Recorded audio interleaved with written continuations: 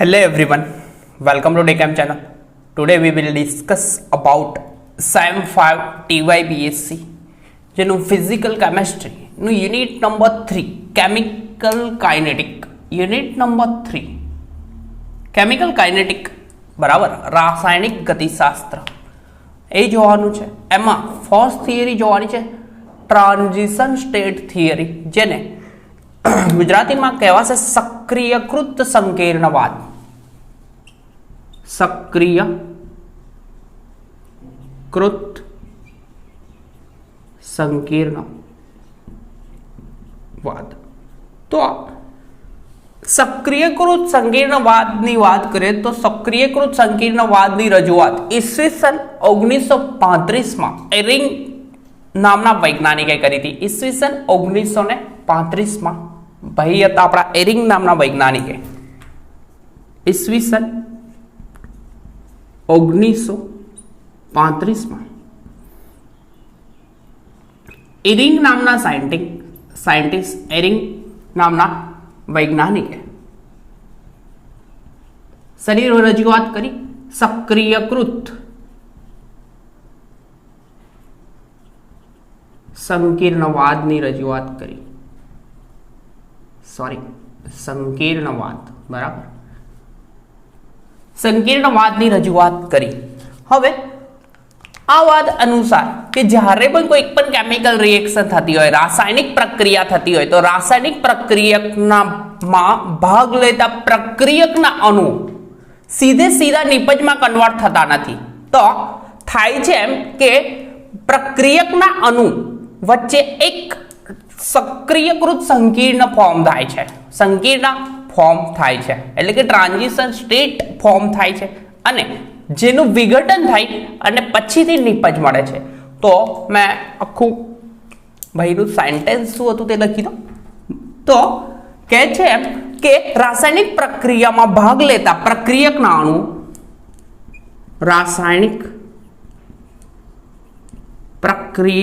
પ્રક્રિયામાં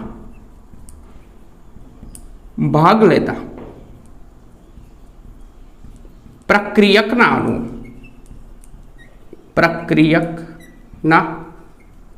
અણુઓ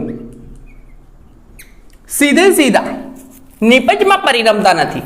બરાબર, સીધા નિપજમાં પરિણમતા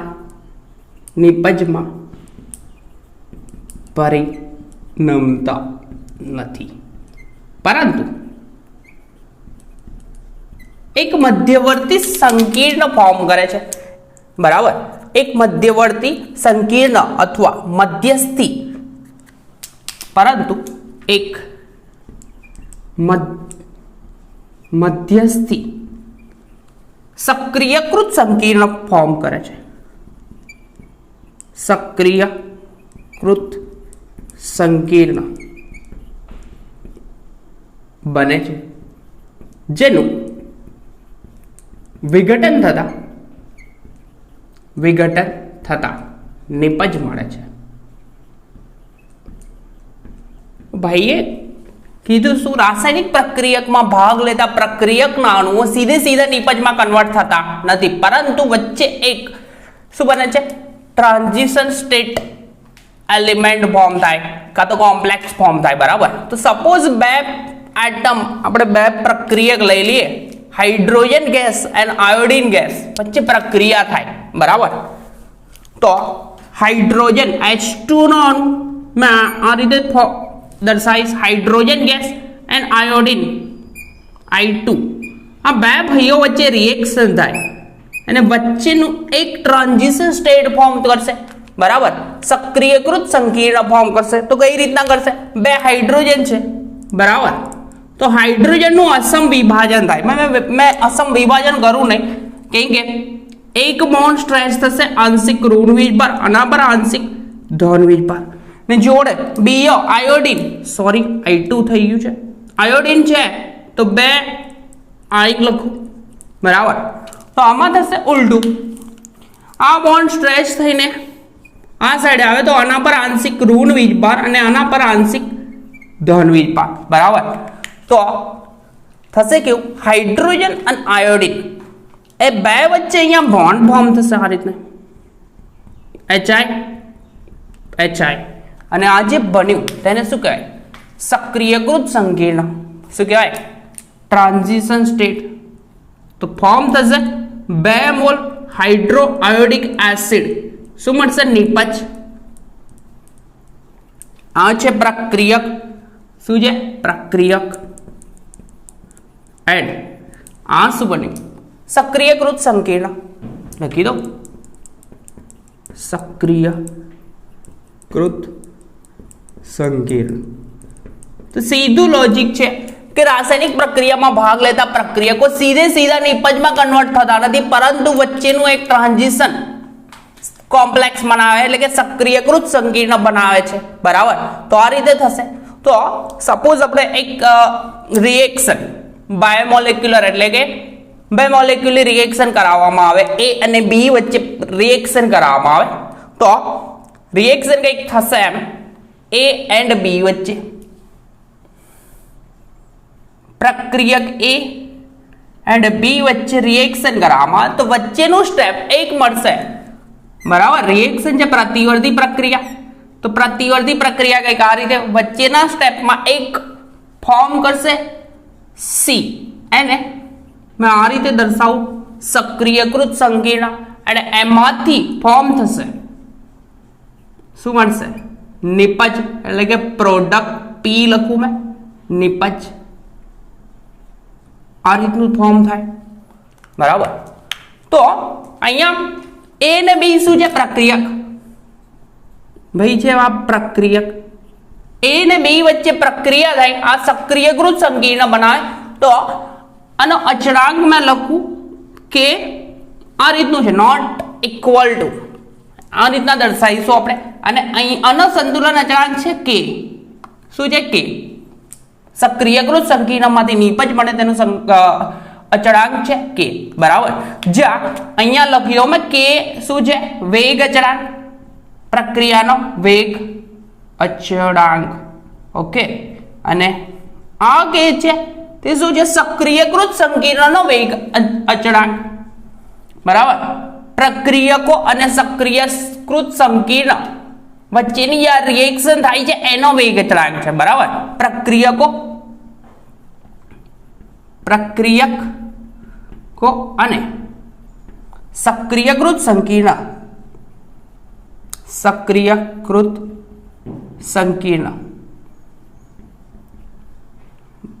વચ્ચેનો વેગ અચળાંક. બરાબર. એકદમ સિમ્પલ વસ્તુ છે. હવે રાસાયણિક પ્રક્રિયાનો વેગ નક્કી કરવાનો હોય, રેટ ઓફ રિએક્શન. બરાબર.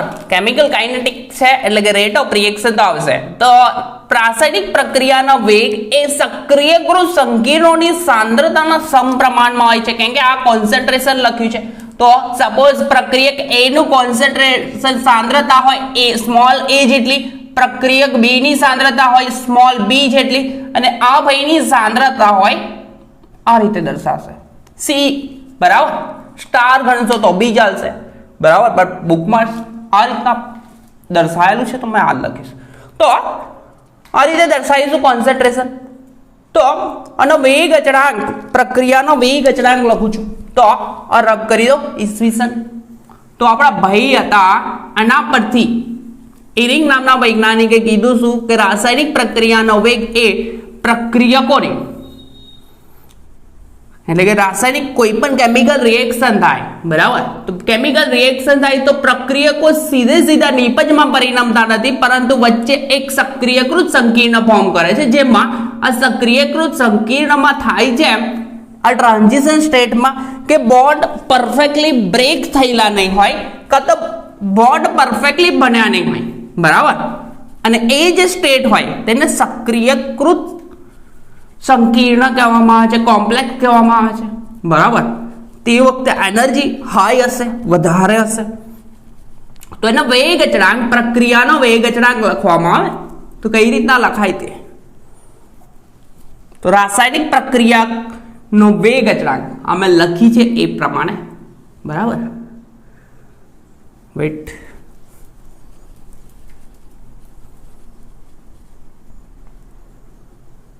તો થશે શું? રાસાયણિક પ્રક્રિયાનો વેગ અચળાંક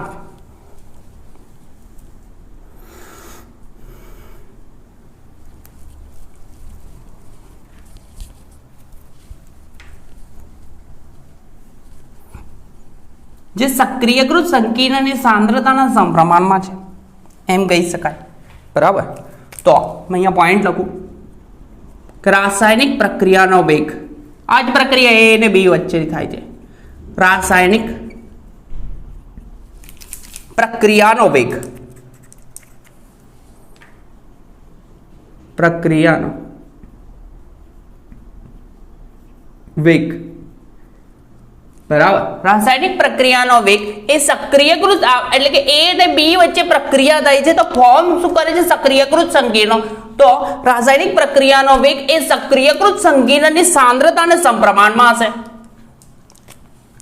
શેના સમપ્રમાણ? સક્રિયકૃત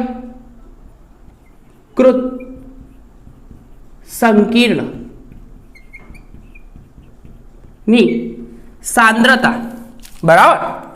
શું લખવાનું? સાંદ્રતા ની સાંદ્રતાને સમપ્રમાણ છે. એટલે થશે શું? dx by dt. બરાબર. રાસાયણિક પ્રક્રિયાનો વેગ તો એ લખશે x એટલે કે પ્રક્રિયકો, તો પ્રક્રિયકોની સાંદ્રતામાં ઘટાડો એટલો થશે. શું થશે? સમયની સાથે. તો dx by dt ચલે છે. કોન્સન્ટ્રેશન તો આ રીતે દર્શાવેલું છે. બરાબર. સાંદ્રતા કોની? સક્રિયકૃત સંકીર્ણની સાંદ્રતાને સમપ્રમાણ છે. બરાબર. જ્યાં શું છે? આ C ઇક્વલ ટુ સક્રિયકૃત સંકીર્ણની સાંદ્રતા એન્ડ લખી શકું dx by dt equal to શું થશે? m into c raise to C star में ગણું તો બી ચાલે. નંબર 1 આ સમીકરણને નંબર 1 કહો. બરાબર. જ્યાં m શું છે? જ્યાં m સ્થિતિ અચળાંક. શું છે? સ્થિતિ અચળાંક. આમ થશે. એક વસ્તુ આ થશે સક્રિયકૃત સંકીર્ણ. હવે ધારો કે t સમયે, આપણે અહીંયા t સમયે મેં લખું t સમયે પ્રક્રિયક A ની સાંદ્રતા t ઇક્વલ ટુ t સમયે પ્રક્રિયક A ની સાંદ્રતા A છે ને B ની સાંદ્રતા B છે. બરાબર.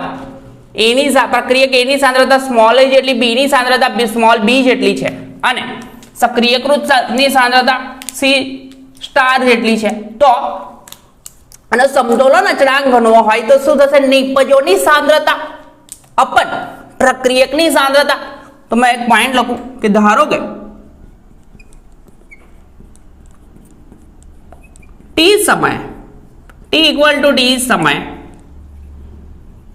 પ્રક્રિયક A અને B ની સાંદ્રતા કેટલી છે? અનુક્રમે small a and small b છે અને સક્રિયકૃત સંકીર્ણ ની સાંદ્રતા કેટલી? આ રીતના છે C સ્ટાર વડે. C સ્ટાર જેટલી જ છે. સ્ટાર લખશો તો બી ચાલશે, બટ બુકમાં આ રીતના દર્શાવ્યું તો આ રીતના દર્શાવજો. બરાબર. તેથી અને સમતોલન અચળાંક લખવું હોય તો શું થશે? સમતોલન અચળાંક કે સક્રિયકૃત સંકીર્ણ માટે સમતોલન અચળાંક તો નિપજની સાંદ્રતા, પણ નિપજ તરીકે આપણે લેવાનું કોણ છે? હા, સક્રિયકૃત સંકીર્ણની સાંદ્રતા ડિવાઈડ બાય પ્રક્રિયક A ની સાંદ્રતા B ની સાંદ્રતા. બરાબર. તો मैं અહીંયા લખી દઉં, પછી રબ કરું. અહીંયા લખું છું. શું લખવામાં આવશે? પ્રક્રિયાનો સમતોલન અચળાંક કે આ રીતના દર્શાવશે. નિપજ કોણ છે? C થશે. આ સંકીર્ણ ફોર્મ થાય છે તો નિપજ કેટલી છે? C જેટલી છે. તો C ડિવાઈડ બાય નિપજની સાંદ્રતા, બંને પ્રક્રિયકની સાંદ્રતા આવશે. આ થશે. બરાબર. તો મેં રફ કરી દો આખી રિએક્શન, કોઈ પ્રોબ્લેમ નહીં થાય. હા યા ના? રબ કરું છું બધું જ, છોડો.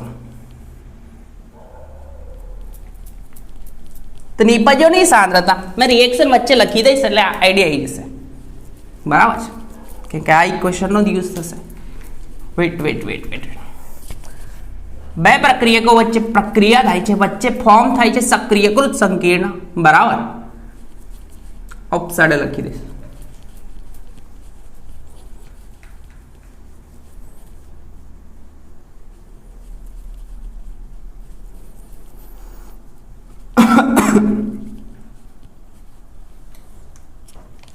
તો આવડા બે પ્રક્રિયકો, એ પ્રક્રિયક એ અને પ્રક્રિયક બે વચ્ચે પ્રક્રિયા થાય ને ફોર્મ થાય છે અને સમતોલન અચળાંક આ રીતના છે. સક્રિયકૃત સંકીર્ણ ફોર્મ થાય, એમાંથી બને છે પ્રોડક્ટ. તો આ ભાઈ આ રિએક્શનનો સમતોલન અચળાંક લખવો હોય તો મેં કઈથી લખીશું? સમતોલન અચળાંક કેવો થશે? આ લખવાનો છે સક્રિયકૃત સંકીર્ણનો સમતોલન અચળાંક. તો નિપજ તરીકે કોણ છે? આ થશે, સોરી, નિપજ તરીકે છે આપણો ભાઈ સક્રિયકૃત સંકીર્ણની સાંદ્રતા ડિવાઈડ બાય પ્રક્રિયક એની સાંદ્રતા ટી સમય સ્મોલ a બી. બરાબર, સમી ઇક્વેશન એક આપ્યું છે અને કહું મેં ઇક્વેશન પછી આપું તો આપણે સૂત્રનો કરતા બનાવી દઈએ. કોને? સી સાંદ્રતાને કરી દઈએ ઇક્વલ ટુ કે સ્ટાર ઇન્ટુ એ ઇન્ટુ બી. આવું લખી શકશું. બરાબર, તો સમીકરણ નંબર આને આપીશું સેકન્ડ, સમીકરણ નંબર 2. બરાબર, આ થયું સમીકરણ નંબર 2.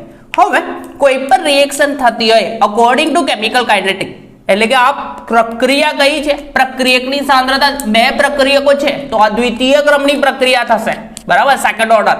તો દ્વિતીય ક્રમની રાસાયણિક પ્રક્રિયા માટે પ્રક્રિયાનો વેગ એ પ્રક્રિયકોની સાંદ્રતાને સમપ્રમાણ હોય. બરાબર, તો કોઈ પણ દ્વિતીય ક્રમની તો મેં સેન્ટેન્સ લખીશ. બરાબર, તો દ્વિતીય ક્રમની પ્રક્રિયા માટે, દ્વિતીય ક્રમની પ્રક્રિયા માટે પ્રક્રિયાનો વેગ શું થશે? પ્રક્રિયકોની સાંદ્રતાને, પ્રક્રિયકોની, કેમ કે બે પ્રક્રિયક છે, પ્રક્રિયકોની સાંદ્રતાને સમપ્રમાણ હોય છે. કેવી હોય છે? સમપ્રમાણ હોય. તો પ્રક્રિયાનો વેગ લખીશ dx by dt. બરાબર, શું લખીશ? dx by dt,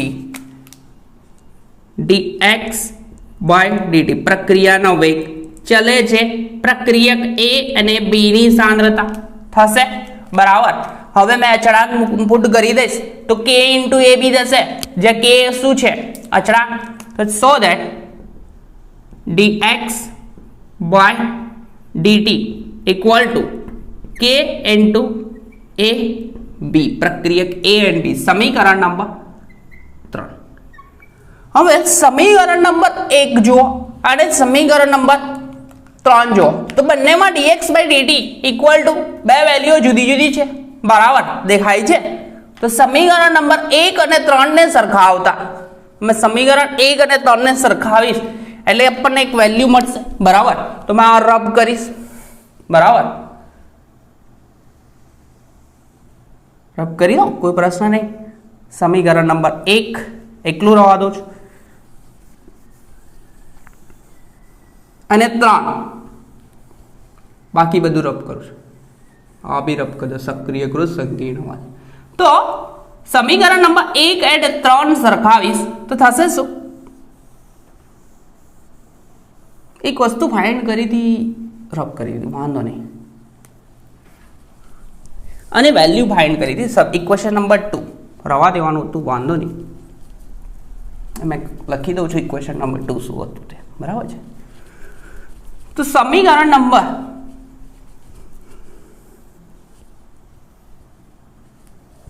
1 અને 3 ને સરખાવતા તો આપણને એક વેલ્યુ મળશે.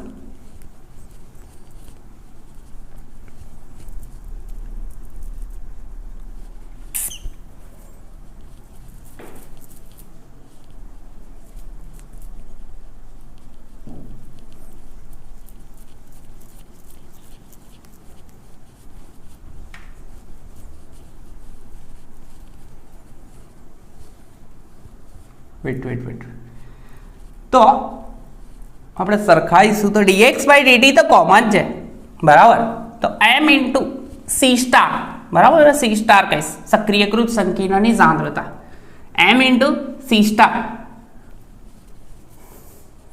ઇક્વલ ટુ સમીકરણ 1 અને 3 ને સરખાઈશું તો બંનેમાં dx/dt તો કોમન છે તો બંને તો સેમ થઈ ગયું. તો m ઇન્ટુ c સ્ટાર હશે. તો m into c star equal two સમીકરણ 1 અને 3 ને સરખાવતા તો વેલ્યુ મળશે શું?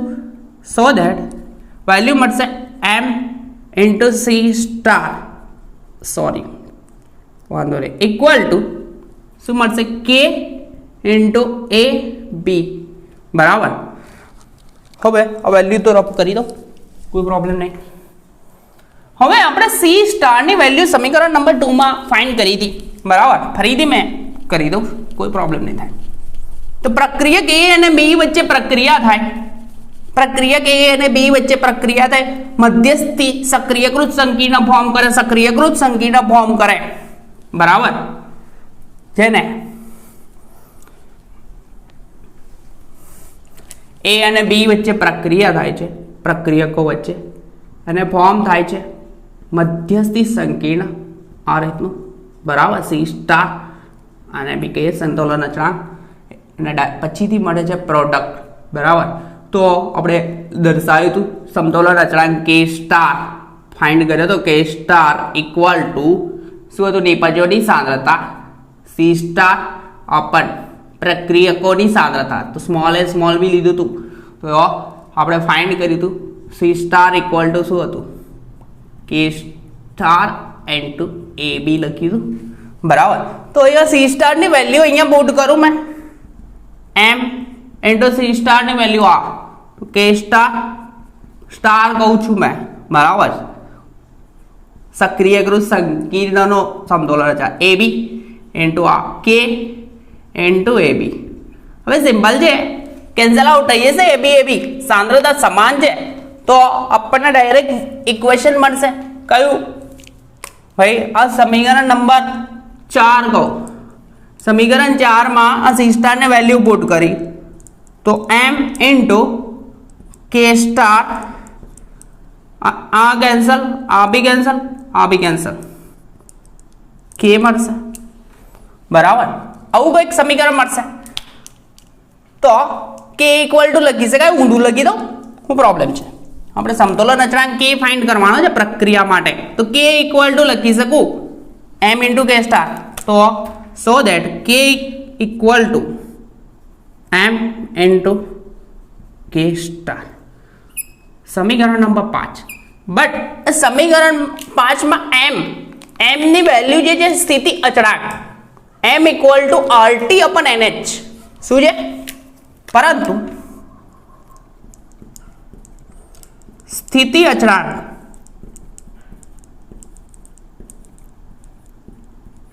m equal to RT અપન NH બરાબર. જ્યાં R શું છે? વાયુ અચળાંક બરાબર. વેલ્યુ પુટ કરી દો બરાબર. તો so that k equal two formula થશે m ની જગ્યાએ RT અપન NH બરાબર એન્ડ k સ્ટાર. સમીકરણ નંબર 6 જ્યાં R શું છે? વાયુ અચળાંક. R ની વેલ્યુ R ઇક્વલ ટુ વાયુ અચળાંક લખી દો વેલ્યુ.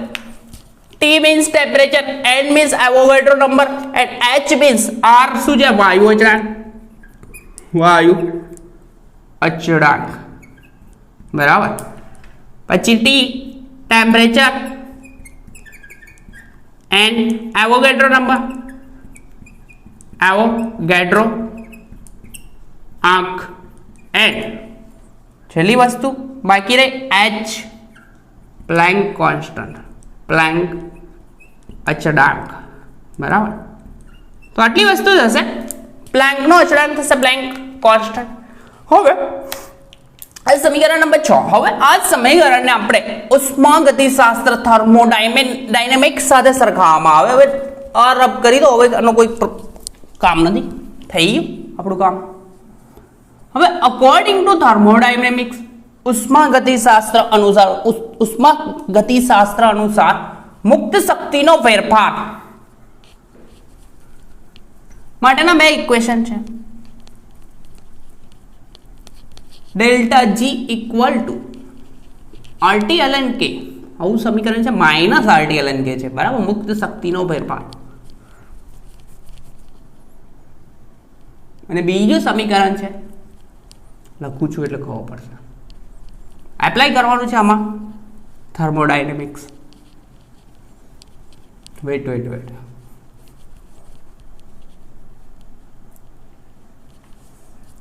તો નેક્સ્ટ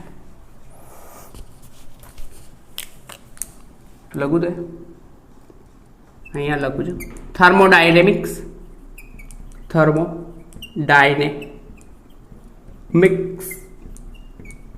અનુસાર બે વસ્તુ છે delta G equal to minus RT ln કે અને બીજું ઇક્વેશન આવું છે ડેલ્ટા જી માં સ્ટાર તરીકે દર્શાવું પણ સ્ટાર મેં આ રીતના પુટ કરીશ delta G equal to delta H આ બી સ્ટાર ફોર્મમાં delta H minus T delta S minus T delta S A B star ફોર્મમાં આ રીતના કેમ કે આપણે સક્રિયકૃત સંકીર્ણની વાત કરીએ છીએ તો આ ઇક્વેશનને મેં નંબર આપીશ ઇક્વેશન નંબર 6 આપ્યો 7 સાતમો નંબર આપીશ પરંતુ delta G equal to minus RT ln કે ખબર જ છે આપણને માઇનસ આરટી ln કે થર્મોડાયનેમિક્સમાં ભણ્યા દોસ્તો બરાબર ના ભણ્યા હોય તો બીજું શું છે પરંતુ delta G equal to minus RT ln કે બટ મેં સ્ટાર ફોર્મમાં દર્શાવું તો શું પ્રોબ્લેમ કોઈ પ્રોબ્લેમ નહીં કે ના પર સ્ટાર આવી જશે આરટી તો આર વાયુ અચળાંક ટી ટેમ્પરેચર છે બરાબર તો આવું થશે હવે આ ઇક્વેશન નંબર 8 કહી દો આ બંનેને સરખાવવામાં આવે બંને ઇક્વેશનને સરખાવી દો તો કોઈ પ્રોબ્લેમ નહીં થાય શું થશે સમીકરણ 6 7 અને 8 ને સરખાવતા સમીકરણ 7 અને 8 ને સરખાવતા કેમ કે બંનેમાં સેમ વેલ્યુ છે સમીકરણ 8 અને 7 અને 8 ને સરખાવું તો થશે શું ડેલ્ટા જી છે તો મારાથી પુટ કરી શકાય minus RT ln K star કહું છું સક્રિયકૃત સંકીર્ણનો અચળાંક છે બરાબર પ્રક્રિયકોને એન્ડ બીજી side delta H star minus T delta S બરાબર હવે આખા સમીકરણને માઇનસ આરટી વડે ભાગવામાં આવે સમીકરણને શેના વડે ભાગવું માઇનસ આરટી કેમ કે માઇનસ વેલ્યુ છે તો સમીકરણને માઇનસ આરટી વડે ભાગતા બરાબર તો ભાગવામાં આવે તો થશે શું જોઈ લો માઇનસ આરટી વડે ભાગીશ તો so that ln K star થશે માઇનસ આરટી વાળું છે તો અહીંયા માઇનસ આરટી વડે ભાગીશ તો minus delta H star upon RT minus minus આ પ્લસ થશે કેમ કે માઇનસ વડે ભાગીશ minus minus plus T cancel તો ડેલ્ટા અહીંયા સ્ટાર છે delta S star upon T તો કેન્સલ આર રહેશે ln કે હવે મારે ln કાઢવો છે કે લોગ કાઢવો હોય તો થશે શું બરાબર તો લોગ કાઢવો હોય તો મેં અહીંયા કદાચ નહીં દેખાય, ડાઉટફુલ છે, નહીં તો વાંધો નહીં આવે. લોગ કાઢવો હોય, ln કાઢવો હોય મતલબમાં, તો e રેસ ટુ e ની ઘાતાંકમાં જશે, બરાબર, આ બંને, તો k સ્ટાર ઇક્વલ ટુ શું થશે, e raise to minus delta h એનો સ્ટાર અપન rt થાય. હવે આ છે પોઝિટિવ, સાઇન પોઝિટિવ, તો into e raise two positive છે સરવાળો, તો લોગમાં તો શું આવી જશે સરવાળો, તો મલ્ટીપ્લિકેશનમાં જ આવે, તો delta s star upon r આ થશે. આ વેલ્યુ આવી આપણી શેની, હવે વેલ્યુ આવી કે સ્ટારની. આ કે સ્ટારની વેલ્યુ અહીંયા પુટ કરીશ, અહીંયા પુટ કરીશ સમીકરણ 6 માં. સમીકરણ 6 માં આ વેલ્યુ પુટ કરીશ તો આપણને જે ઇક્વેશન મળશે તે ઇક્વેશન ને આપણું ઇરિંગભાઈનું ઇક્વેશન કેવા હશે, બરાબર. રબ કરું આરટી अपन NH भी રબ કરું તો કે સ્ટારની વેલ્યુ સમીકરણ નંબર 6 માં પુટ કરતા મૂકતા, બરાબર, એવું કહી શકાય. રબ કરું છું, ઇક્વેશન તો યાદ રહી જશે, આરટી अपन NH ઇન્ટુ કે સ્ટાર, તો કે ની વેલ્યુ મળશે સંતુલન અચળાંક.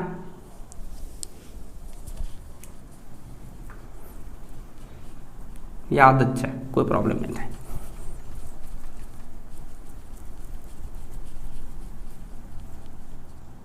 વેટ,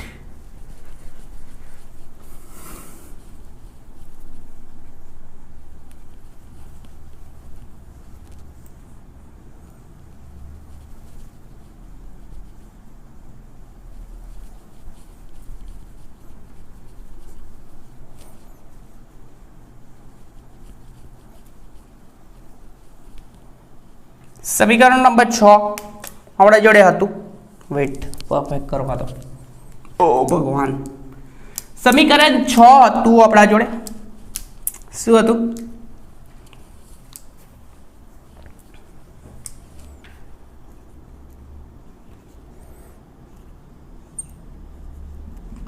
છમાં કે સ્ટારની કિંમત મૂકતા,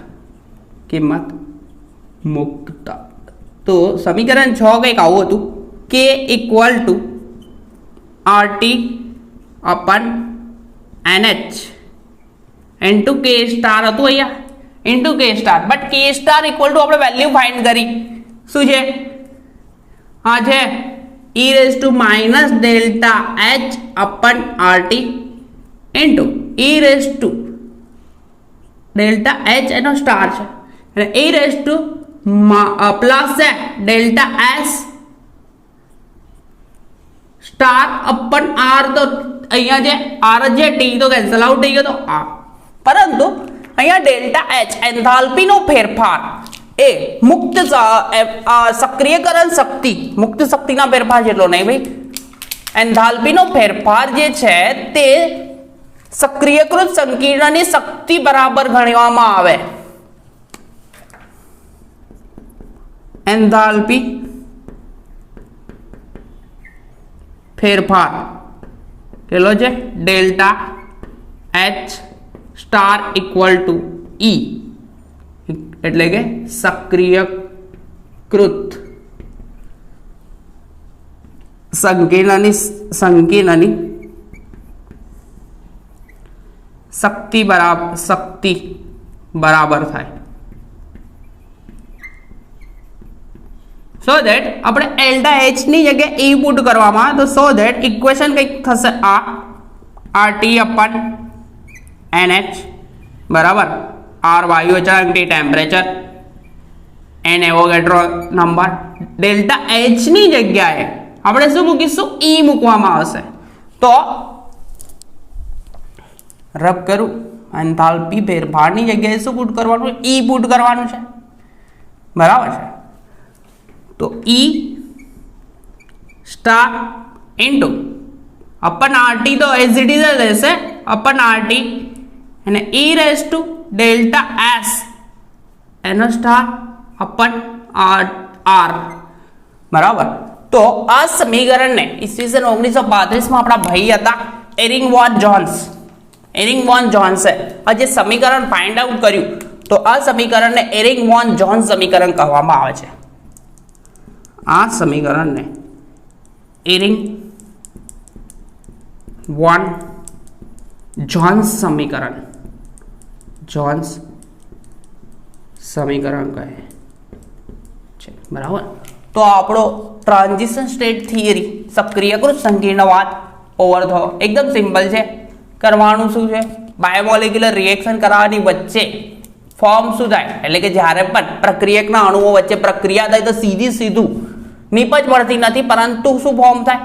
નિપજ નથી મળતી, પરંતુ સક્રિયકૃત સંકીર્ણ ફોર્મ થાય. તો એના માટે સમતોલન અચળાંક આ સ્ટાર ફોર્મમાં લખવામાં આવ્યો. બરાબર, સ્ટાર ફોર્મમાં લખ્યો. હવે એ જ સંતુલન અચળાંક એટલે કે એ પ્રક્રિયાનો વેગ એના પ્રમાણે થશે dx/dt સક્રિયકૃત સંકીર્ણની સાંદ્રતા બરાબર. અને ફરીથી દ્વિઆણ્વીય એટલે કે બાયોમોલેક્યુલર રિએક્શન હોય, દ્વિતીય ક્રમની પ્રક્રિયા હોય તો dx/dt એટલે કે પ્રક્રિયાનો વેગ એ પ્રક્રિયકોની સાંદ્રતાના સમપ્રમાણ, તો બંનેને સરખાયા. પછી C સ્ટારને વેલ્યુ પુટ કરી. બરાબર, ઇક્વેશન મળ્યું RT/NH × K સ્ટાર વાળું, અને K સ્ટારની વેલ્યુ થર્મોડાયનેમિકના લીધે સુધી. એકદમ સિમ્પલ છે. ઇક્વેશન સરખાઈને આ સોલ્વ કરવાનું છે. એકદમ સિમ્પલ છે. તો આ ઇમ્પોર્ટન્ટ ક્વેશ્ચન છે. બરાબર છે. તો નેક્સ્ટ લેક્ચરમાં જોઈશું સેકન્ડ થિયરી કેમિકલ કાઇનેટિક્સની. ત્યાં સુધી કન્ટિન્યુમાં પ્રિપેર કરતા રહો. અને આપણી ચેનલ પર ફર્સ્ટ ટાઈમ આવ્યા હોય તો ભાઈ રેડ બટન પર ક્લિક કરો. આપણા લેક્ચર્સ થર્ડ યર BScના કન્ટિન્યુમાં આવશે. બરાબર છે. તો કન્ટિન્યુમાં પ્રિપેર કરતા રહો અને મેક્સિમમ લેક્ચરને શેર કરો. બરાબર છે. તો નેક્સ્ટ લેક્ચરમાં મળ્યા કેમિકલ કાઇનેટિક્સ સાથે, અને પેરેલલમાં આપણું અહીંયા સ્પેક્ટ્રમ બી ચાલશે.